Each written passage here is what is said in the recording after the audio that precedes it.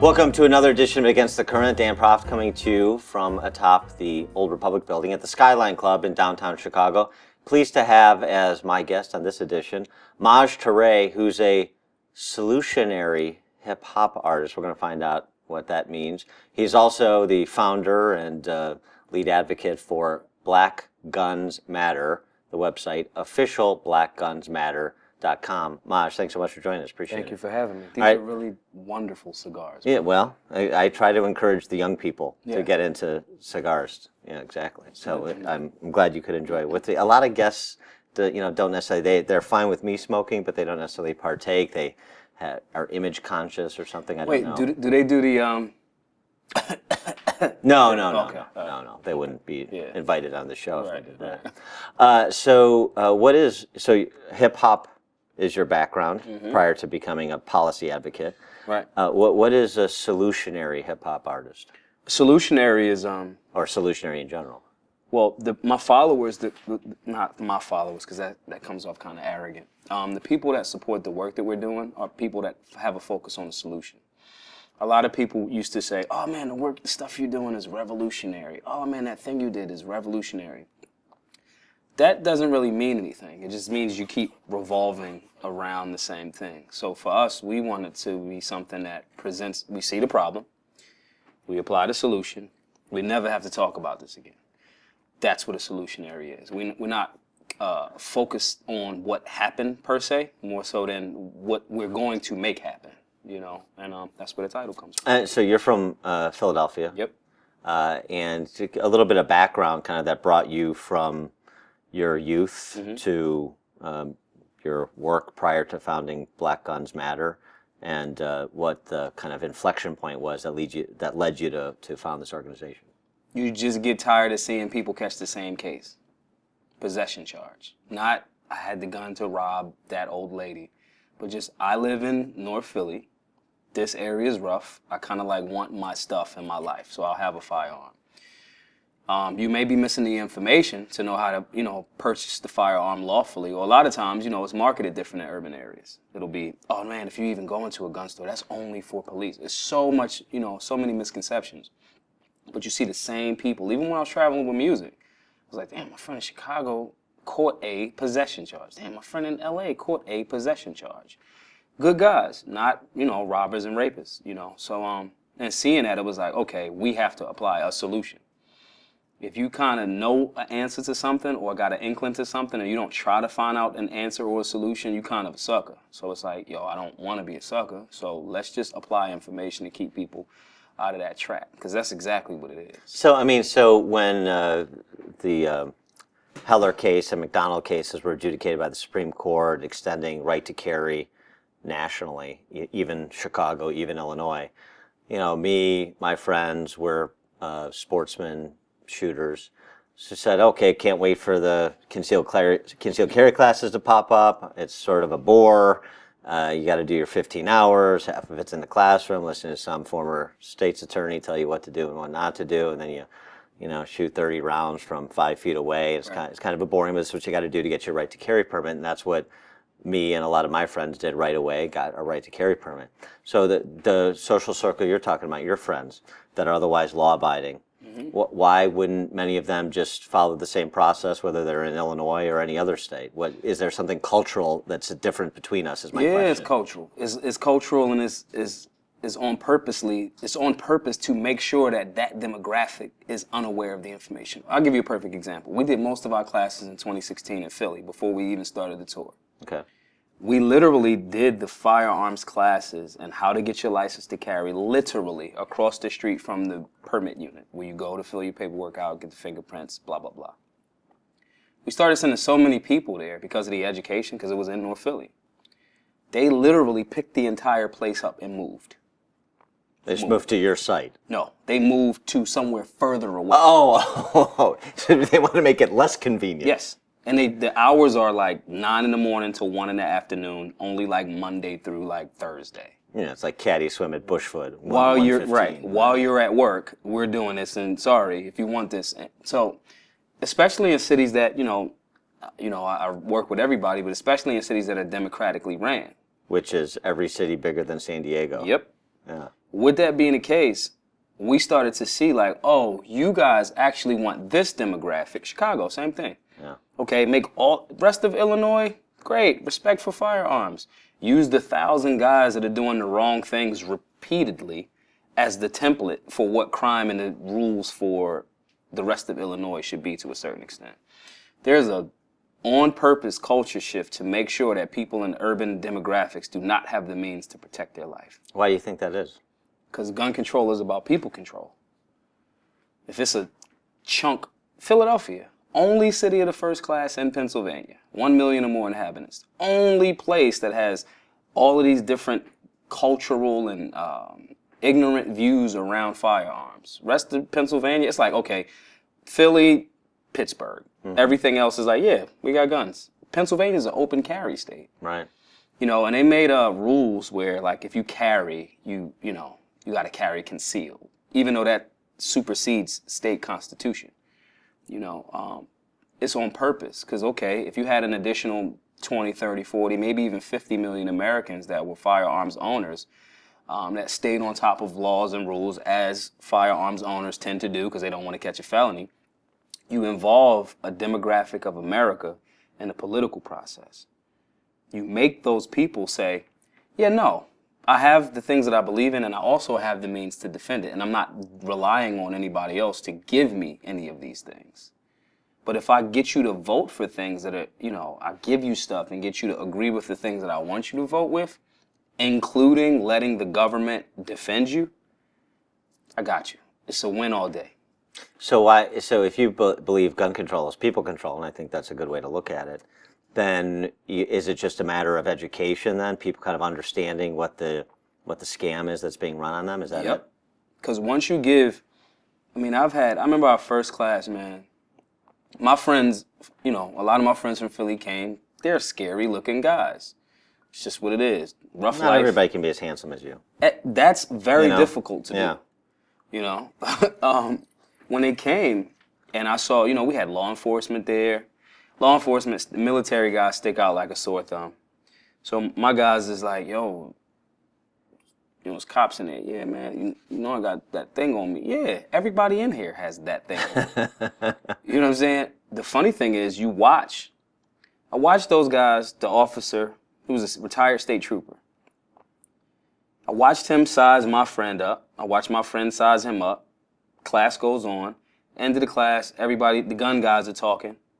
My friend, the high school dropout with the tattoos on his face, is informing this retired trooper on CMC triggers. Saying this to say, right at that moment, I'm like, okay, there's just nobody willing to take the dialogue and cross that aisle and have that conversation and say, hey, these are my friends. Hey, these are my friends. So it's sort of a kind of a multi-layer problem, right? On the one hand, you've got the politicization of the issue to particular constituents for particular political ends, and on the other hand, you have some mistrust between categories of people, racially as well as professionally. Yep. You know, cops and regular people doing different jobs, but white cops, black guys, and I mean maybe even black cops and black guys too, right? It's the idea of blue versus black. Right. The thing to that is, everybody's a gang. The police are a gang. America's a gang. We are a gang. Democrat, Republican. My color's red. My color's blue. Crip, We got an blood. elephant, you got a donkey. Same thing. Right. The problem is where you don't respect another gang or another set's culture. Because you don't ever respect that culture, you never go, well, what's that culture about? And then there's these, you know, we create these vacuums or these silos for yourself, and nobody ever wants to go outside of the silo because they want to. It starts to make a person. They could feel like I'm in violation of, you know, my rules. You know what I mean? It takes people like me that goes, yeah, I don't really care about none of them rules. That I'm not submitting to any of that. If my cousin is a police officer that I know when he puts that uniform on every day to do right, I know him. I know him. So when you hit me with the, oh, all cops are bad, I can't really honor that. When my friends, some of those same scary guys would give everybody the shirt off their back, I can't let my law enforcement homie say, oh, if he's a bad guy. He's not. There are, I don't care about the party lines. I care about the actual policy and the actual outcome, the solution. But you kind of got to be like, you got to kind of like be reared in that though. And so was this somebody that was influential in your life to lead you to think this way? Or was there a watershed moment, an event that happened? What was it? Selling weed. Okay.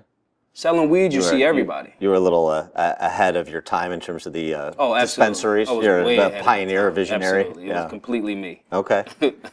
No, selling weed. You see, in high school, I sold weed.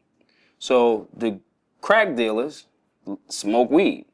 The nerds smoke weed. The depressed kids smoke weed. The people that want to be cool or entrepreneurs want to sell weed. They want to smoke or sell. My circle becomes diverse. So when the bully's trying to pick on the kid playing Yu-Gi-Oh, I go, yo, that's my little homie, man. Don't do that. You know, because you're the bully, but you're not a bully to me. We're actually the monsters. We're just the good monsters at that time in my life. So with that being the case, you see all of these different diverse backgrounds, and you see the commonalities. The people that you don't think smoke. The people that you don't think shoot. Finding those commonalities is like, and everywhere, you know, if you're reared in it and you see that everywhere, it's actually better business for unity. It's good business for the one business, for the people that run the business, that sell this one thing to create chaos. But overall, long-term thinking, strategic thinking, as opposed to just tactical short-term thinking, is more power in unity. Isolating yourself, look, we're going to work together and these are the things that we're going to do in this demographic or this community or this country. We're going to get right, we're going to get strong. And then when you double that thought process down with your lived experience with the fact that, you know, I read everything. So, you know, and me seeing, oh, we didn't have a policy on international policy for a very long time. Since we didn't have that international policy and we was focusing on us, we were manufacturing a lot of steel and this and that and this. You start venturing out and you don't have your situation straight because you focus more on differences in home as opposed to commonalities in home. Then you get what you get. Now, just, I mean, I'm obviously very street and very current, so I know what Yu-Gi-Oh is, but for those watching who don't, please explain what that is. The nerds who play Yu-Gi-Oh. Yu-Gi-Oh is like well, I guess they don't play those games anymore. Yu-Gi-Oh is like a card game, but like, now it's like on phones. You know how like it was like this Pokemon hunt where like, you see these ghost Pokemon? Pokemon Go or it's like something. it's like those cards. It's like a, I guess back in the day when guys would like collect. Is it like Magic the Gathering? Yeah, kind of like, you know, that Am I exposing myself as a little nerd? bit. Yeah. A little bit. Yeah, that happens. That can happen. It's just a one trigger, you know, and I revert back to I'm not the put together cool guy that you see before you. You're going back to your, you know, highest level of cool. That's exactly right. So there's one thing. So what you were doing and kind of how you were thinking, and then founding this organization. Why the organization as opposed to just kind of working within and taking it nationally rather than just kind of working within your community and trying to make Philly safer? And so because we did that at the end of 2016 when the stats came out for Philly. The violent crime rate in Philly was the lowest it had been since 1979. We had a slither to do with that. But the problem is I could do the same thing. I could go, oh, well, just Philly. But I've already been out of that matrix. I'm like, this is the same exact problem in all of these urban areas. Just back to the Philly thing, do you think that educating, training urban denizens to be responsible gun owners, you think that message and that notoriety got to street gangs and altered their behavior? So it's two things. I don't ever identify him as a denizen. Citizen. Okay. There's a thought process there that they create. You create a thought process where you're second or third on the list, as opposed to owning like, yo, America's like mine. You're not a resident. You're a citizen. It's different. Right. So it's like and giving that empowered thought process that tied into it's a holistic approach to keep a person mentally in a box, right? So and giving people that information and saying, like, nah, bro, like, if somebody says make America great again, like, you're going to be great too, because you can. Like, own that. You work hard. Your father worked hard. Your grandma worked hard. You work, even though you might hate your job. You work hard to provide and do the things that you do. Even guys that's on the other side of the fence. Like, if you're saying that selling drugs is easy, clearly you have never sold a drug. I concede your point. Boom. With that being the case, and giving that information to that demographic that has been marketed to in a way that, oh, that's not for me, or no, that's not.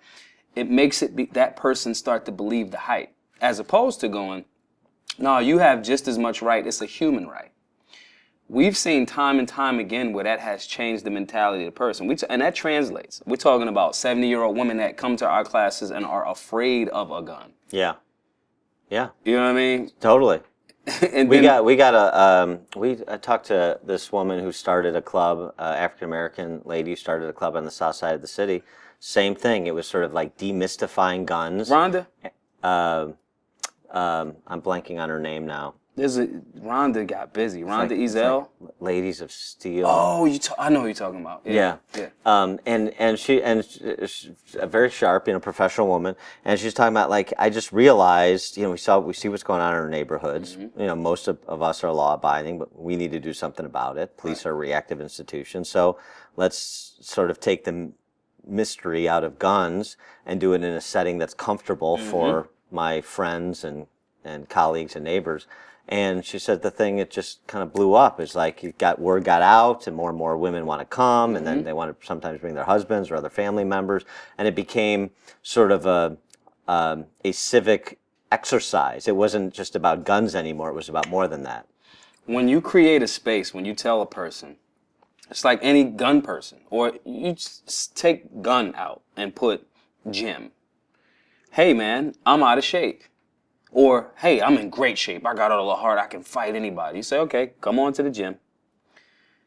Put him in a ring or under a bench press, whatever. And say, hey, lift this like 90 pounds, like 10 times. Now we're going to do that 5 times. Then they wheeze in and they arms and chest and everything is like, man, I can't. Oh, your heart is there, but you have no training. It changes the person. Then they start to become like, man, I like this, but I'm seeing where I'm deficient. Now put it back on guns. You tell a person, this is the way that America, where we live, and there's a clear contradiction because at the same time, like, slavery happened, right? So you say at the same time, this place that I live presently, I was not alive during slavery. I have an attachment to the negative conditions that are a part of it, but I'm not limited by it. These are the things that America used when the British was like, nah, bro, we need all of that. And we, the founding fathers to this place, was like, yeah, nah, bro, we good. We don't really want to do that anymore. Then we didn't use, like, nice words. We shot them. It's clarifying. Boom. Yeah. That is how you protect the things that you value and love. When you tell a person that's been working 50 hours a week, 2 children, trying to make ends meet, and that translates across any racial background. When you say, hey, you've been in this silo, it's like the Truman Show. They've told you a thing in this bubble, and everybody else is kind of like enjoying, like, real actual life because they fed you a script. So here you're sitting in Chicago, which is the nation's capital for shared psychosis. Mm-hmm. This is like the most virulent strain of Stockholm Syndrome you'll find in the Western world, identifying with our captors. So I wonder, from your experience in Philly and now expanding around the country, what has been the biggest hurdle to get over, the intellectual hurdle, the mental hurdle to get over with people to kind of, open them to your way of thinking in addition to the education and training? Oh, the biggest hurdle is white guys and white liberals that aren't gun people. They don't mean to be offensive. They don't mean to be. But why are people not in these neighborhoods necessarily, or with no relationship to the people who you are attracting? Mm-hmm. Why are those people a hurdle for the people that are coming to your classes and your events? Because they set in policies that they're making themselves exempt from. They're saying, hey, you don't need a gun. The police. Yeah, but it take them 10 minutes to get to my crib, so I'm gonna like run around the house calling y'all, waiting to kind of like piece together my life. Yeah, but at the same time, when you tell a person in my hood, you say, hey, the people that made that policy, if I say to you, and this has happened, yo, they go, well, what are we doing about these murders? And I go, well, there was an uptick in those mass shootings since about 1991. And they go, well, what happened in 1991? Well, the guy that you voted for as vice president created this thing called gun-free zones. He rolled it up into a bill. It became a bill, and ironically, Bill okayed that. Mm-hmm. And since then, most of the mass shootings that are happening in gun-free zones. Wouldn't you want an opportunity to protect yourself if somebody came into your house? And they go, wait. And then I go, wait, to double down on that, they've made themselves exempt from that same thing. They walk around with all of the security detail. And I say, don't believe me. Google it. Check it out yourself. When you tell that person, white, black, Spanish, I don't care. When you tell that person the wool has been pulled over their eyes and you unplug them from that matrix, they never go back to sleep that same way. And I say, and the reason for this is because they want to keep you in a nice, controllable box. What about, I mean, just the logic of that, right? So that these people that aren't in my regional or social circle are saying that I shouldn't have guns, I should rely on the police. They're also agreeing with me that we shouldn't trust police. Mm-hmm. So what exactly am I left with again? I can't trust myself with a gun, and I can't trust law enforcement with a gun. So I should trust some, champagne socialist right. in a wealthy community because they care about me? No, because they want you to be a nice little slave. Free men own guns. Free women own guns. Slaves don't. You know what I mean? So with that being the case, when you say that to a person when they start, those light bulbs start clicking, I don't really have much more work to do there. But like the classes, what we do, now you're in this Chicago, going back to your point of why did it spread? Why did we not just stay in Philadelphia? Because now we're going to create individual groups of people and communities that are going to get on that same level of civic responsibility. It's easy to start with guns. Then you understand the importance of the Second Amendment. You understand the importance of the human right to self-defense and why those gentlemen, contradictory as they may have been at that time, mm-hmm. why those gentlemen decided to say, hey guys, so we're all clear that guns. Everybody cool with that? Cool. Bam. Second. Say stuff, then defend what you say. Boom. 1, 2. When you say that to a person and then they get the importance of that Second Amendment, then they start to go, well, what other things was I lied to about? Oh, so wait, 60% of those 30,000 deaths in relation to guns are suicides? Well, we actually may have a mental health problem. I thought it was just these crazy gun nuts. It's easy after that. You create that culture in that room and you put those trainers, those lawyers, those attorneys, those instructors, those educators together with those people that need the information that they weren't getting before. I've done classes where a gun range has been there since 1986. People lived in the neighborhood for 20 years. And they'll come to the class and be like, oh man, I didn't even know this was here. Yeah, right. Yeah. Yeah. Then after that, it's a domino effect. So how are you received by Black Lives Matter? Mm-hmm. Your Black Guns Matter. Mm-hmm. Their Black Lives Matter. How are you? Soros crew. Yeah. How are you received? Well, okay. The pigs in a blanket fry 'em like bacon crew. Mm-hmm. How are you received by the civil rights establishment such as it exists? I'm not talking about the Bob Woodsons. I'm talking obviously about our homegrown folks here, like Jesse Jackson. Man, they don't bother me. They don't, and I don't bother them. I think it's critical to also clarify that the reason why Black Lives Matter was created, there are real things that created the need for an organization like that when it was created.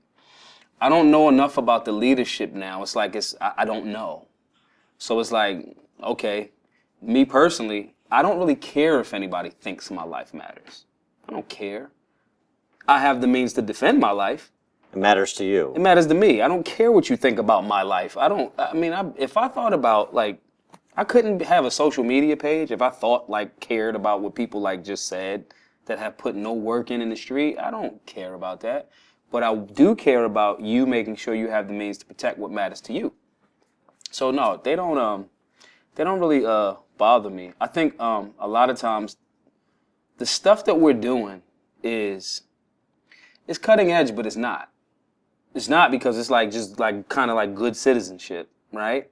But it's put in a space where it has traditionally for some time now been presented a different way.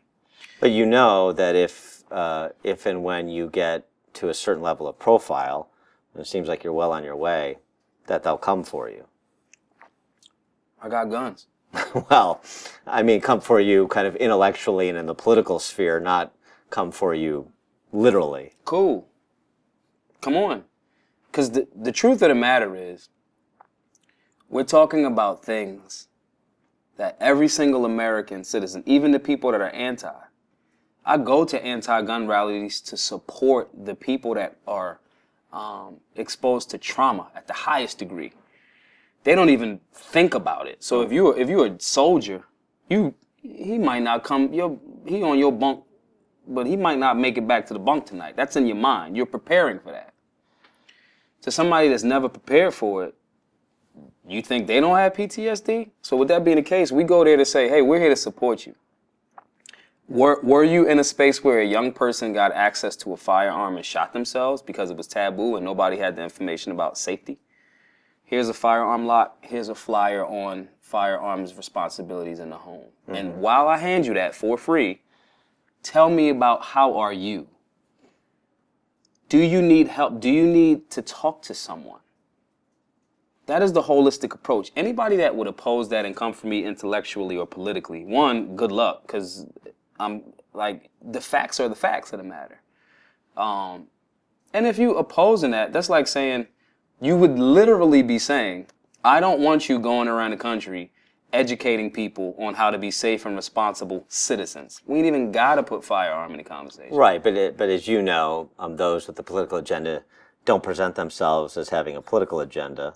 They present themselves as promoting a false good. Mm-hmm. So it's like, an example you may or may not agree with, but it's President Obama talking about violence in Chicago, violence in urban centers, and he has Hadia Pendleton's parents at his State of the Union address, and he points to them, and everybody applauds, and it's terrible that this is yet another girl in Chicago, yet another young person in Chicago who's just caught in the crossfire. We had another 12-year-old girl from Michigan visiting her family in Chicago on the west side, West Garfield Park, which is one of the most violent neighborhoods in Chicago.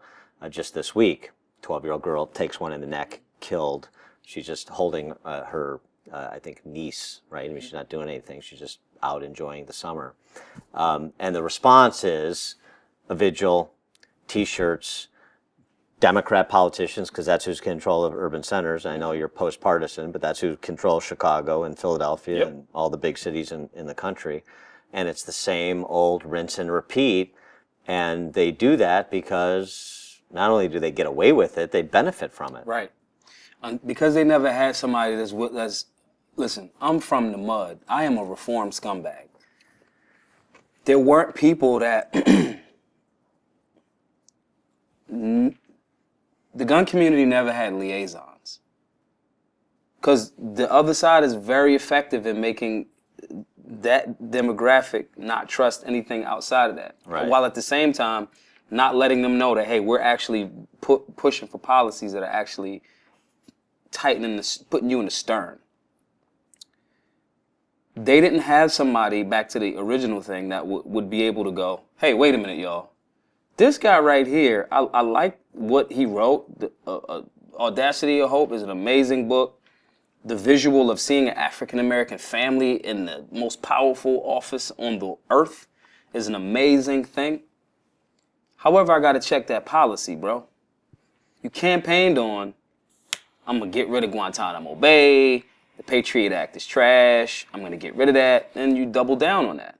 So when you start looking at the policies of it and not caring about what somebody that's in that matrix might view you as, you get more ground. And then a lot of people that you anticipate to go, nah, man, you just hating on X, Y, and Z, they'll go, yo, is that true? My credibility in my community is certified. So you could try all of this other stuff. When somebody asks me, yo, don't believe me, bro. Look it up. That's not what really happened. Do you worry at all in terms of like your credibility speaking to people who maybe haven't heard this message before, training, educating? Do you worry when you do videos? I've watched some of your videos online. And I'm an NRA member, so this is not an attack on an organization to which I'm a member. But do you worry that you're falling into the trap of saying, I got to do something different. I can't come at people this way because they've been so poisoned by this acronym that if I do that, I'm going to undermine my credibility. But you say, hey, the NRA isn't what some people want you to believe it is.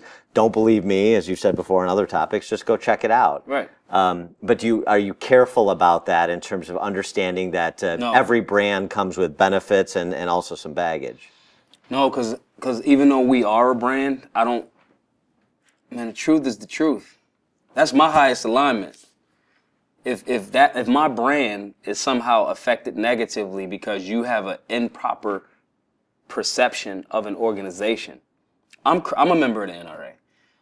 I can call Chris Cox right now. I wish they would give us some more money. Yeah, well, You know what I'm saying? I use the word more. They haven't given us any. But haven't you done some sessions with? Is it just like NRA certified instructors, or what's the connection? I use NRA certified instructors because the NRA is the most powerful Second Amendment organization. So what would I look like to not like try to have, you know? So when you hear politicians say the NRA is a terrorist organization, Okay, and I'll go, that's cute that you say that. But there's actual terrorism happening. There's actual like murders happening in places where you've hamstringed American citizens from defending themselves. That is terrorism. And your hands is bloody there. But at the same time, those guys that say that, I'll go, okay, so are you going to not make yourself exempt from the policies? I would respect that more. Give your armed security detail like mace, yeah, a knife, right, a bat. or not have an armed security, Or not have an armed security detail because guns are evil and the NRA. So if the NRA is the gun lobby that kills babies and all of those things, these sensationalized things, it's like, listen, I'm a Jedi. I don't deal in extremes. That's the way of the Sith. I'm sorry. I am going to be balanced. Star Wars reference kind of exposes you as a little bit of A little geek. bit. Yeah, A little bit. Just so you know. That's how I knew about Yu-Gi-Oh. Yeah, right. Yeah. With that being the case, we got to call it what it is, man. We got to say, and I challenge the NRA. I challenge the NRA to say, and to not destroy my relationships with the individuals that I have there. I challenge the NRA to get more behind the work that we're doing. I challenge the NRA to tell your story about the fact that why the NRA was created. I'm not going to say it. Maybe some of the viewers will go, why were they created? Who were they created to help defend from the Klan? You know what I mean? Like, Yeah. And I say to them all the time, like, why aren't y'all telling that story? And I get it. They don't want to look like they're pandering, but I'm telling you, pander away because the other side is exploiting that weakness. I don't want to do this forever. I want to be like in Bora Bora with like beautiful women. Sure. And fruit and Yu-Gi-Oh cards. Yeah. Sounds nice. Yeah. So I gotta like get other. It's a real vision. It's a vision for life. Yeah. I gotta like get this out of the way and get more. I want my job to be obsolete. I don't need. That's like if somebody said 15 years ago, if somebody was like, "Yo, I got a cellular phone," and you would be like, "Oh man, let me see it." Now it's like, "Oh man, I hate my phone." Because it's normalized. I need Second Amendment rights for all Americans to be normalized, and I need bigger organizations. Some of you guys that's listening and watching now, either get behind us financially and get out of the way because you aren't the liaison, Right. or get with us and see, hey, this is how we can work with you to make your situation a little bit more inclusive. I'm telling you, I go to all of these meetings. I go to all of it, like this meeting, to that summit, to this, da, da, da. And I'm like, oh man, y'all don't even know that you're actually not diverse. Your heart is in the right place, but it's getting lost in translation. I mean, the road to hell is paved with good intentions. Yeah, I agree with that, Samuel Johnson. But And also the whole like it's I think it's like diversity's sort of become this Cliche yeah. branding tactic. But you're right about you don't need to lead with your chin. Right. You don't need to lead with you know the you know overweight 75-year-old white guy from the suburbs Don't do that. who's a trap shooter Right. to speak to what's going on in you know neighborhoods in Chicago, for example. I get that. I wonder though, so because you have credibility that other people don't, it's as simple as that. Do you delve into other sensitive topics that also don't seem to have much of an audience where the audience is most needed, or maybe that's a misperception I have? So, for example, again, just using Chicago since I know it well, since I'm from here, murder capital of the country, effectively. I mean, more murders per capita than New York and LA combined, which is just a staggering statistic. And 80% plus of the murder victims are young black men, and 80% of the perpetrators are young black men. And the issue of black on black crime, I don't want to use it as a misdirection play. I don't want to talk about this, so I want to talk about this. I'll talk about anything. Right. But I mean, but that's a thing. Right. And so I wonder if that's part of the conversation you have with, you know, urban citizens up and down the age demographic across the racial demographic. For sure. So I usually go into that conversation with people because people don't do it the way that you do. They use it as the deflection. Yeah. And I'll go, well, what about the white on white crime? What about the Spanish on Spanish crime? This Asian on Asian crime is out of control. And I'll go, well, what are you talking about? I'll go, see that term that you just used? Crime is proximity. And if all of the... Yes. Yeah. You know what I'm saying? So I'll go, okay, well, you have world wars. That's European on European crime. To get people back to the concept that you've been fed constructs to accept. And at the same time, be critical of my community and go, bro, don't talk about police brutality. If I saw you rob that dude right there, like, I am going to expose the contradiction to the maximum degree, regardless of where it falls. My highest alignment is to the truth. So when I'm in the class and, you know, and I'm saying, listen, the reason why, you know, and I hate to use Chicago as a talking point, but the number, you know, the number is the number. I mean, Spike Lee didn't make a movie about Philly. Right. With that being the case, it's like, listen, if it's the same 1,000 dudes doing the same thing and it's that revolving door, which it indicates that it may be, the reason why some of this is happening here and these tragedies or these homicides are happening here are for the kind of similar reasons to why, you know, a guy would drive past 6 other movie theaters to shoot up this movie theater because there's nobody there to return fire. If you're voting for policies that stop you from having a firearm and changing the general culture of the room, meaning people know that people in Chicago are armed, responsible, safe, they will shoot you if you're trying to take their stuff, and they won't even go to jail. Those 1,000 cowards that are doing that, not to mention that a lot of that's drug and gang related, right? When you change that culture, then those guys go, man, I can't do that there. There's something to there not being a mass shooting at a police department. Yes, right. Yeah. You know? Or in some of the leafy suburbs around Chicago too. Right. I mean, the proximity thing I think is a good way to put it. And I wonder then if you're willing to take the next step to say 65 years after Brown v. Board, 55 years after the Civil Rights Act, we have not de facto segregation anymore. I mean, not de jure segregation anymore, but we have de facto segregation in Chicago, again, just to stick with the best example available, is one of the most segregated cities, if not the most segregated city in America. You're not forced to live in Inglewood, Right. you know, by law, Right. Or the West and South Side neighborhoods that are crime-ridden. Most of the residents of those neighborhoods, as I'm quick to point out, always are law-abiding. They want to live in safety and Right. children playing out, just like anybody else in any suburban community or rural community. But it goes back to what you were talking about before. I think the idea of gun control being people control. So the policies that make your life government centric and government dependent segregate you largely by race, not solely, but largely by race, generally by socioeconomics.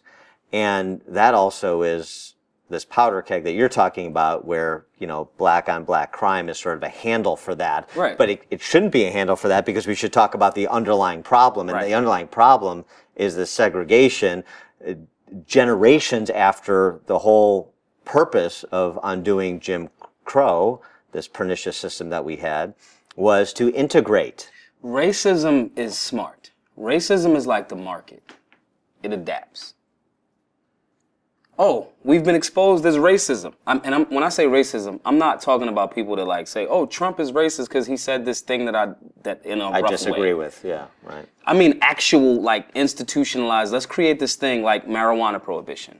I believe that marijuana makes white women sleep with Negro jazz musicians. That is the origin of marijuana prohibition. Like this dude got it in his mind and said that and had a position. Racism, real racism, adapts. So I don't want you to be able to call me out. So I'll go to a thing and be like, well, you're not actually segregated. Oh, yeah, but you're not talking about the fact that the tax revenue from that neighborhood determines a certain thing. You're not talking about the fact that you made these people go to this particular neighborhood school. You have to. You know what I mean? So technically that's not, you can't call it racist. And if you do, then they got to answer for that because they go, oh, you're pulling the race card. Well, that part is race-based. It's what I call a beautiful ugly. It's something that is beautiful in its precision and is what it's trying to do. It's ugly in what it's trying to do. Yeah. And so somebody like me, man, I don't even see like people. It's like I just see the matrix, like green, black, dot, dash. So I'm like, oh. By the way, Matrix, another indication you're a dork. No, you can't because the gun's in the Matrix. Yeah. Gun nut. Yeah, but then you're nerd. like a Keanu Reeves fan too. Yo, he can shoot. That's a killer. He can shoot. He's a terrible actress though. But that terrible actress. Yo, I gotta defend Keanu for Matrix 1. Not 2 and 3. Yeah. Those would let's just keep getting the money. Yeah. John Wick was good. John Wick was excellent. Do you know they're working on 3? Do you know they're doing? That was another dork test. It is. I failed. Yeah. You should just walking right into an ambush. One ambush after the other. So here's the ultimate dork. You know they're working on a Bill and Ted's Bogus Wild Adventure 3. I did not know that. It's happening. That's a test for you. Yeah, See how you just gleed up? Well, I know I got happy, but you knew it. Yeah, you're right there. You need to get out more. Get outside of these classes that you're doing all the time. That's why I'm trying to go to live Bora life Bora. a little bit. That's why I'm trying to go to Bora Bora. If you have that space where somebody like me I can connect the dots. My short-term memory is horrible, but my studious and remember. Nah, bro. Remember she said super predators? Nah, bro. Remember? So you weren't with her? Then? Nah. She was trying to explore the Australia option. Sorry, I don't live in Australia. I live in America. And I think more people from urban areas, from all racial backgrounds, need to be able to say that. Nah, bro, I live in America. Nah, bro, I live in America. There's this belief among some conservatives, I'm a conservative, that the real opportunity for conservatives to be able to make a case again to black families in this country is through millennials and, black families that are 35 to 54. The civil rights generation we kind of lost to the left. Yeah. But there's a play to be made to younger black families in this country. And in part, it's kind of sort of what you're articulating. I wonder if you see that in terms of what the age demographics of or the classes that you do, and if you think that's true or that's just wishful thinking on behalf of people like me. It's true, but it's wrong. It's true in the concept, but it's wrong in the age group. And I bring it back to the NRA. Do we have to wear like Fidel Castro t-shirts like Colin Kaepernick? Not at all. In order to make Not that at appeal? Oh. One, I know way too much about Cuba to even the cigars, I'm like, bro, the good ones like Nicaragua. This is Honduran. See? They caught up. When they defected, a lot of the seeds and the growers went with it. Communism produces bad cigars too. It does. I'm sorry. The thing is, you're right in the concept of there is a hope for conservative. Black people are, I'm going to be very frank, black people are very conservative. We may not have been familiarized with the concept of someone else told us what that meant. So if conservative meant, I mean, for the last 50 years, conservative was a synonym for racism, according to what leftist politicians were saying. But yet and still, every single family that I go to, it's like every black mom will say, "Did you close my door? Did you lock my door when you came in?" Listen, don't be wasting my heat. Listen, all of that. Your father works too hard. Right. For you to just think you're going to destroy these sneakers he paid for. And I'm going to tell them when... They live small c conservative lives, right? The thing is, you can be doing something and not know the term of what you're doing. Yeah. You're just doing the thing. Yeah. Like, everybody liked Black Panther, right? I love Black Panther. Wakanda was conservative, and I know it's a fictional place. I was heartbroken by that, too. Wakanda and Zamunda. You ever seen Coming to America? Yeah, I have, yeah. Eddie Murphy and Arsenio Hall. After I looked for McDowell's, I wanted to stop going to McDonald's and go to McDowell's. Listen, after I saw the movie, and I couldn't find it. They made a McDowell's in real life. I lied to you. Like a pop-up restaurant or something? No, an actual restaurant. Where? I can't remember. It's on. Google it. All right. Or DuckDuckGo it.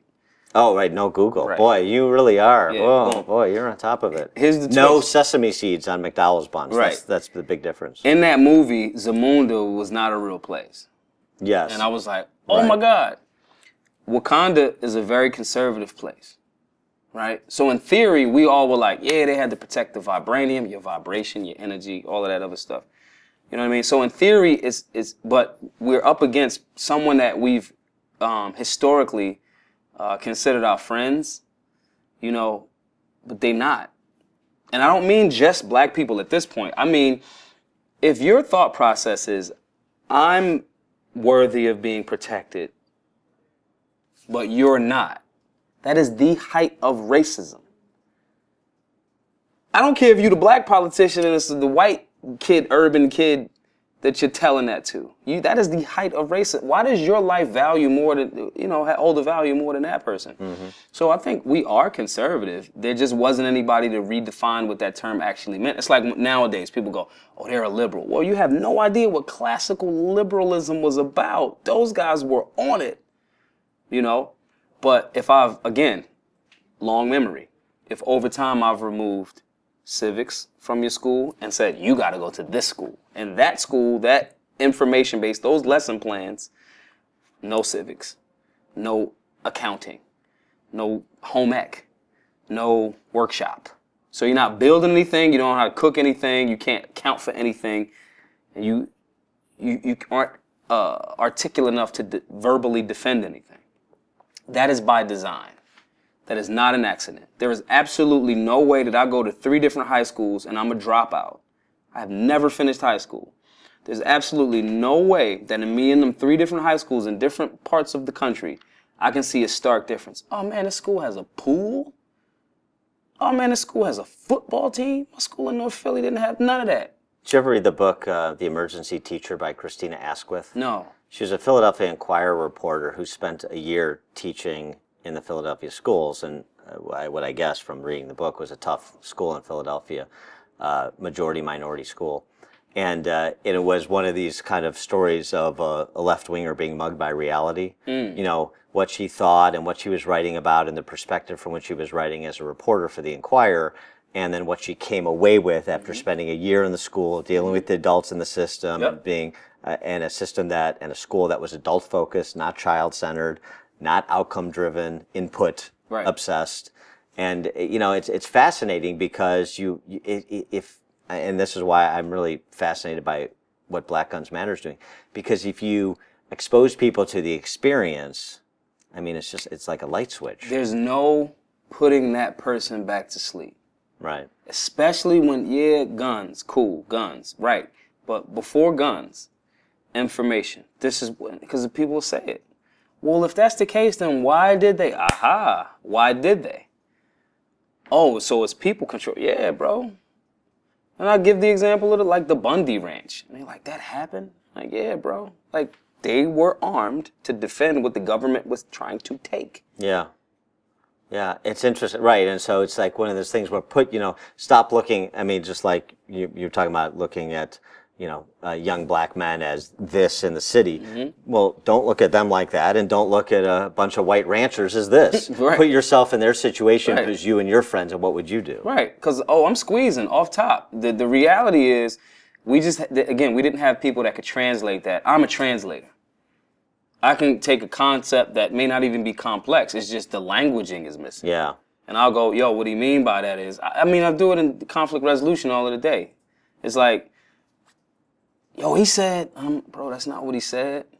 What I heard was, well, that's what you heard. That's not what he said. And as a matter of fact, let's talk to him. Hey, what did you say?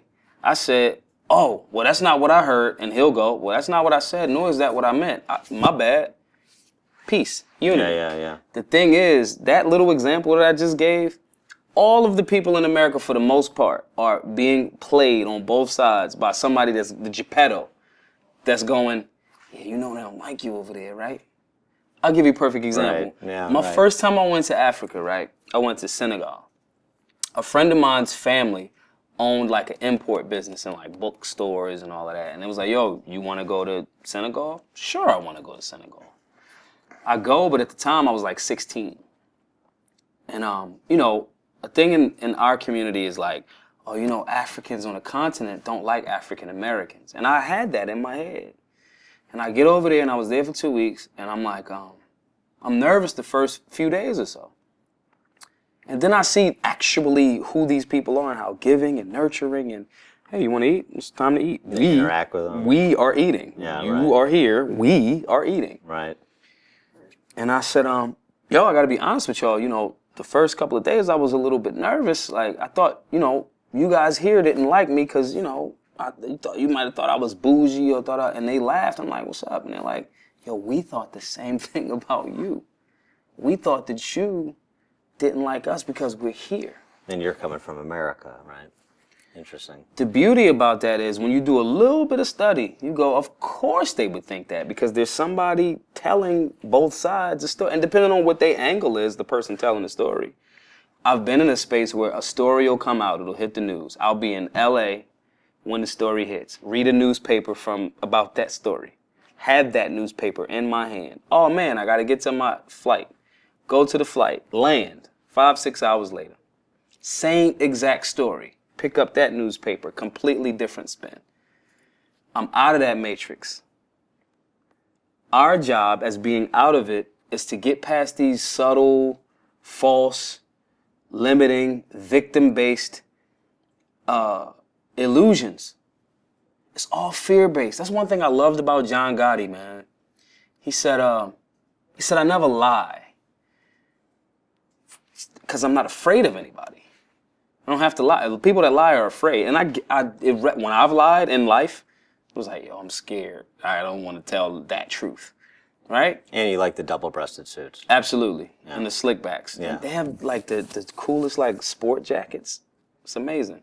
And Goodfellas is like the best movie. We'll go see Travolta, see how he does. I think he's gonna nail it. I think he's gonna nail it. I don't know. I'm a little skeptical. Why? Because the reverence for Gotti? No, I have no reference for mobsters. I have enough exposure to mobsters in Chicago. They're mostly elected officials here. But no, I just think it would have been my casting choice. You know why I think he's gonna nail it? When was the last thing he was in that was popping since what? Pulp Fiction? Saturday Night Fever. Yeah, Pulp Fiction. Probably. Pulp Fiction. No. Pulp Fiction and what's the other one? It was Pulp Fiction. Yeah, I think Pulp Fiction. It was Pulp Fiction. He had a little bit of a dry spell. Right, and that dry spell creates a hunger. And I think you're gonna nail it. You're like part movie reviewer now too. Oh, dude, listen. Like psychoanalysis of John Travolta from afar. I am a movie buff. I watch movies. Did you see the new Deadpool? I did Deadpool too. I did see it. Good, It's good right? stuff. Yeah. Does that hurt your street credibility if you like Ryan Reynolds? No, because he's in the movie. He's shooting a bunch of guns. Yeah, it's very true. And he can't be killed. He can't be killed. That's a special power. That's a hood dream. I could shoot a bunch of guns and never die. So, what's the short-term agenda for Black Guns Matter? Where are you going to be? Where can people find you? What are you doing? How can people intersect? Short term is tomorrow. at 3 o'clock at Conference Chicago, United Conference Chicago, something like that. The class tomorrow, free. Anybody that wants to be a part of it, gundebates.eventbrite.com. That's the short term. That's the tactic short term. And then after that, probably over the next month or so, we got a class in Brooklyn. Short term is that. Short term also was getting that we have about $39,000 left to be raised on our GoFundMe. At this point, I think we raised $113,000 somewhere around there. So again, short term is if we could knock that goal out, that remaining $39,000. Again, any of those rich people listening that want to like just dump a bunch of money, cool.